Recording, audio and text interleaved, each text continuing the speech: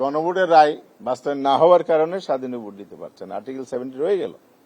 এটা যদি সংস্কার হতো, কর্নেল অলি সাহেব নিশ্চিতভাবে বিজয়ী হতেন এবং সবার কাছে গ্রহণযোগ্য প্রার্থী হিসেবে তিনি আজকে নির্বাচিত হয়ে আসতেন। এই সম্ভাবনাটা সমুজ্জ্বল ছিল। এখানে জয় পরাজয়টা বিষয় না, এখানে বিষয় হচ্ছে আমরা একটা ডেমোক্রেটিক প্রসেসকে সামনে নিয়ে আসছি। আমাদের আর্টিকেলে, কনস্টিটিউশন আর্টিকেল 59, সেখানে যেটা বলা আছে, রাষ্ট্রের সর্বস্তরের রাষ্ট্র পরিচালনা ব্যবস্থার নির্বাচিত প্রতিনিধির মাধ্যমে পরিচালিত। এখানে যদিও প্রতিনিধি সেভাবে না, রাষ্ট্রের তো প্রধান ব্যক্তি, নাম্বার 1 পার্সন, পদ মর্যাদাপূর্ণ, রাষ্ট্রের অভিভাবকত্বের জায়গা হলো রাষ্ট্রপতির এই পদটি। এখানেও যদি বিনা প্রতিদ্বন্দ্বিতা হয়ে যায়, তাহলে আমরা গণতন্ত্র চর্চা যেটা বলি, এটা এই জন্য আমরা গণতান্ত্রিক ধারাটাকে ফিরিয়ে আনতে চাই, সুস্থ ধারায় রাজনীতিকে নিয়ে যেতে চাই, দেশকে পরিচালনা করার জন্য আমরা উদ্যোগ গ্রহণ করেছি।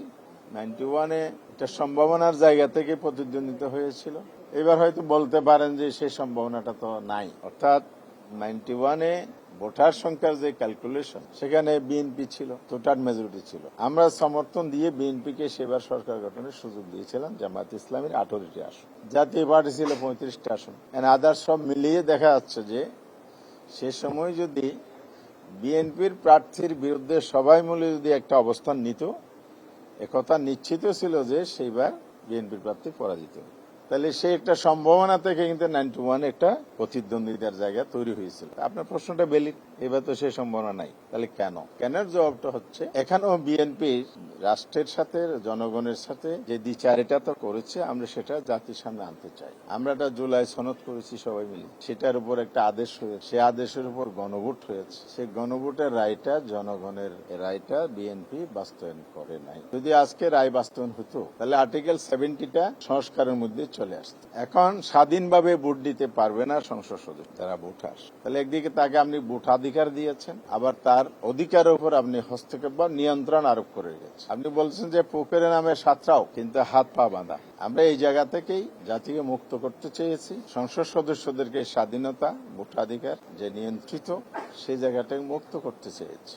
সবাই মিলে আমরা একমত হয়েছি। আজকে যদি গণভোটটা, রায়টা যদি বাস্তবায়ন হতো, আজকে এই নির্বাচনে সঠিক গণতন্ত্রের প্রতিফলনটা ঘটে। এই রাষ্ট্রের যে ধাপে ধাপে যে বাধা, মানুষের অধিকার যে বাধাপ্রাপ্ত হচ্ছে, এটাকে আমরা উঠিয়ে দিতে, এই জন্য আমরা সংস্কারের কথা বলেছি, বারবার বলে যাচ্ছি, পার্লামেন্টেও বলেছি। পার্লামেন্টের বাইরে আমরা আন্দোলন কর্মসূচির মাধ্যমে আমরা এটা সরকারকে বারবার দৃষ্টি আকর্ষণ করছি। কিন্তু কেন সরকার সেদিকে যাচ্ছে না? অনেকগুলো কারণ, এটা 1-2 ঘন্টা লাগবে কারণগুলো বিশ্লেষণ। অনেকগুলো কারণের মধ্যে অন্যতম প্রধান কারণের মধ্যে এটাও একটা, যে আজকে বোঝা গেল এখানে এমপি সাহেবরা, মানে সংসদ সদস্যগণ স্বাধীনভাবে ভোট দিতে পারছেন না।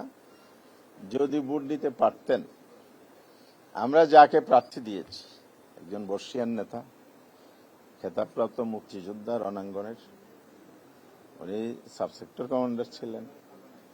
তিনি সে সময়ে স্বাধীনতার যে রিভলভ, প্রেসিডেন্ট জিয়াও বলেছেন, উনিও বলেছিলেন, সবাই মিলে বিদ্রোহ করেছিলেন 8ম ইস্ট বেঙ্গল রেজিমেন্টে, যেটার মধ্য দিয়ে স্বাধীনতা যুদ্ধের সূচনা ঘটেছে।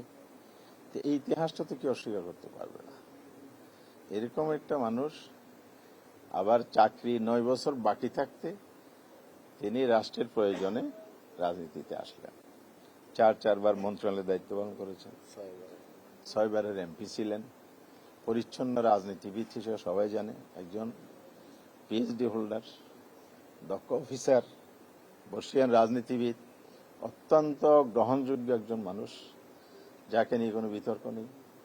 এমন একজন প্রার্থী জাতি আশা করেছে, জাতির পক্ষ থেকে, জনগণের পক্ষ প্রতিনিধিরাও একটা যোগ্য প্রার্থী এখানে পেত। তার প্যারালার কোনো প্রার্থী তার প্রতিদ্বন্দ্বিতা আসবে, এটা আমরা মনে করি না, জনগণও মনে করে না। কিন্তু এই জায়গায় স্বাধীনভাবে ভোট দিতে না পারার কারণে, অর্থাৎ গণভোটের রায় বাস্তবায়ন না হওয়ার কারণে স্বাধীন ভোট দিতে পারছেন, আর্টিকেল 70 রয়ে গেল। এটা যদি সংস্কার হতো, কর্নেল অলি সাহেব নিশ্চিতভাবে বিজয়ী হতেন এবং সবার কাছে গ্রহণযোগ্য প্রার্থী হিসেবে তিনি আজকে নির্বাচিত হয়ে আসতেন। এই সম্ভাবনাটা সমুজ্জ্বল ছিল। দুর্ভাগ্য এটা জাতির জন্য। আমরা সেই জায়গাটা বিএনপির দ্বিচারিতার কারণে অথবা তাদের সংস্কারের ব্যাপারে পজিটিভ মানসিকতা না থাকার কারণে জাতি এখান থেকে বঞ্চিত হলো একজন দক্ষ যোগ্য লোকের সার্ভিস থেকে রাষ্ট্র বঞ্চিত।